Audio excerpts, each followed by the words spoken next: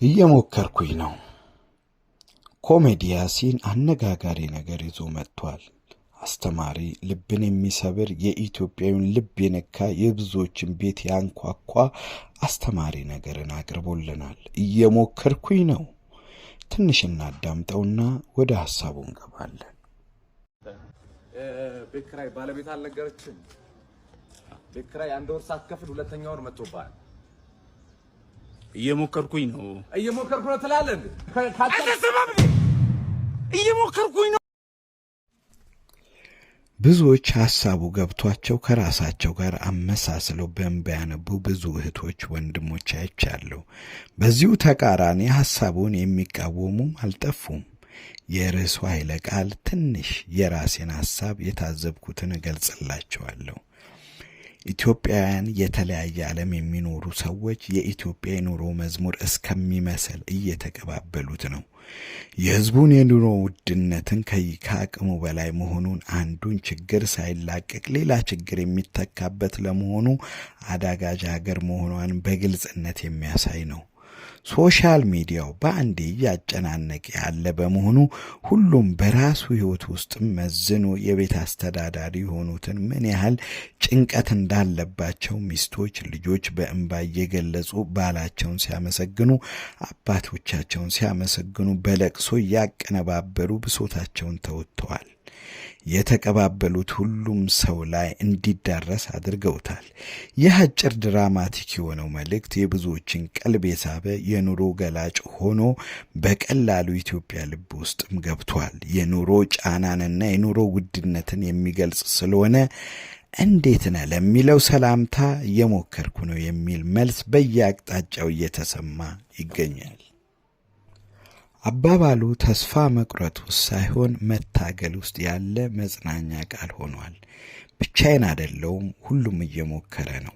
ኮሜዲ ያሲን በቀልድ የተናገረው የኢትዮጵያ ውስጥ ትልቅ ስፍራ ይዟል። በተለያዩ ሀገር የሚኖሩ ኢትዮጵያውያን እየተቀባበሉት ይገኛሉ። የሳምንቱ አነጋጋሪ ቃላት ሆኖ ተመዝግበዋል።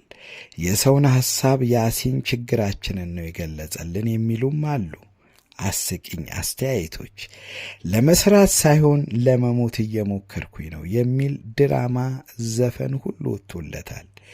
የሞከርኩ ነው ማለት አልችልም ማለት አይደለም። እየወደቅኩኝ እየተነሳው አሁንም እየሞከርኩኝ ነው። ሙከራውን ሲያቆም ነው ተስፋ መቁረጥ ውስጥ የምንገባው።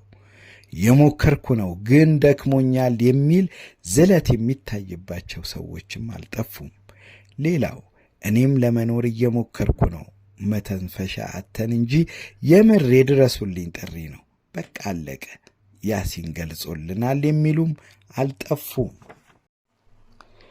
የኑሮ ውድነትን ከምንሸከመው በላይ ኑሮ ከብዶናል። የሀገራችን ጉዳይ ተስፋ እንዲኖረን ሳይሆን ተስፋ እንድንቆርጥ የሚያሳዩ ትልቅ ትዕይንት ነው። ሕዝቡ ፈራ። እየተራበ መሞትን የሚመኝ ወጣት እየበዛ ነው። ከሕዝቡ አቅም በላይ ሆኗል። መንግሥት ጩኸቱን ሊሰማ ይገባል። ሕዝቡ ላይ የጫነውን ጫና አውርዶ በራሳችን አገር የሚመረተውን ምርት በዶላር ዋጋ ከመግዛት በብራችን ተመጣጣኝ ዋጋ ከፍለን የምንኖርበትን ነገር ቢያመቻችልን መልካም ነው። የመንግሥት ደሞዝተኛ የግል ተቀጣሪ እንዴት ነው ትዳሩን የሚመሰርተው? እንዴት ነው የሚወልደው? ተወልዶስ እንዴት ነው የሚያሳድገው? ዕቃውንስ በምን ይግዛ? ዓይናችን እያየ እየተራብን እየሞትን ነው። መንግሥት ባለጠጎችን ከማየት ወደ ታች ወርዶ ምስኪኑን ማየት የኑሮ ፍጆታውን ተመጣጣኝ አድርጎ ቢያቀለው ይቻላል። ለዛ ነው ብዙ ትዳሮች ራሳቸውን ማስተዳደር አቅቷቸው ፍቼ የበዛበት ሌባ ጉበኛ በዝቶ ነው የተንሰራፋው። ያሲን የአከራይና የተከራይ ችግር አይደለም ያነሳው፣ የማህበረሰቡን ችግር ነው። ለሁላችን ድምፅ ሆኖናል። ያሲን የሁሉንም ቤት አንኳኩቷል። ብለፋም ብሰራም ሚስቴን ማከም አልቻልኩም፣ ልጆቼን ማኖር አልቻልኩም፣ ቀለብ መሸመት እንኳን አልቻልኩም፣ የቤት ኪራይ መክፈል አልቻልኩም። እየሞከርኩ ነው። በሙከራ መሃል መድከም፣ መዛል፣ ተስፋ መቁረጥ ነገሮችንም ጫና ሊያመጡብን ይችላሉ። ግን መሞከር፣ መፍጨርጨር ማቆም የለብንም። መኖርን ለማቆየት የግድ መፍጨርጨር አለብን። ከብዙ ጥቂቱ ይህንን አልኳችሁ። እናንተ ደግሞ የተሰማችሁን ስሜት ኮሜንት ላይ ገለጹልኝ። ሁላችሁንም አመሰግናለሁ። ሊዲያ ፍቅር ተመራጭ ጣቢያ አድርጉት። ትኩስ የሆኑ መልእክቶችን እንዲመጡላችሁ ሰብስክራይብ እያደረጋችሁ የደውል ምልክቷን ተጫኑ። ላይክ፣ ኮሜንት፣ ሼር እንዳይለያችሁ። አዘጋጅና አቅራቢ አፈወርቅ ኪያ።